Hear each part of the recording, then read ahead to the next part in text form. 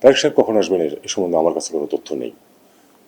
ওনার স্ত্রী সম্ভবত আসছেন বা পৌঁছে গেছেন হয়তো ইতিমধ্যে, আজকে সকালে পৌঁছার কথা ছিল।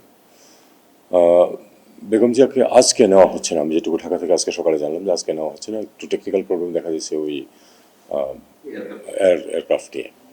সেক্ষেত্রে হয়তো এক দিন দেরি হতে পারে। আপনারা জানতে পারবেন, সেটা তো টিভিতে চলে আসবে, আপনারাও জানতে পারবেন। আর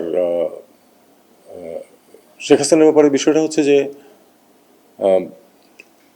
আমরা তো চেয়েছি যে তাকে ফেরত পাঠানো, যেহেতু উনি একজন কনভিক্টেড, যেহেতু সর্বোচ্চ বিচারিক সংস্থা তাকে একটি শাস্তি দিয়েছে।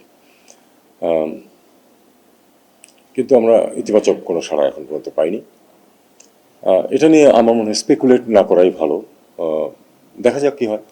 আমরা তো চেয়েছি খুব, এ ধরনের ঘটনায় তো ঝট করে একদিনে 7 দিনে কোনো পরিবর্তন ঘটে না।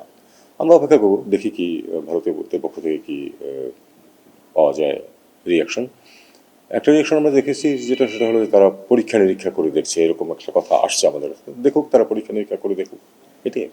থ্যাংক ইউ, আপনারা ভালো থাকেন।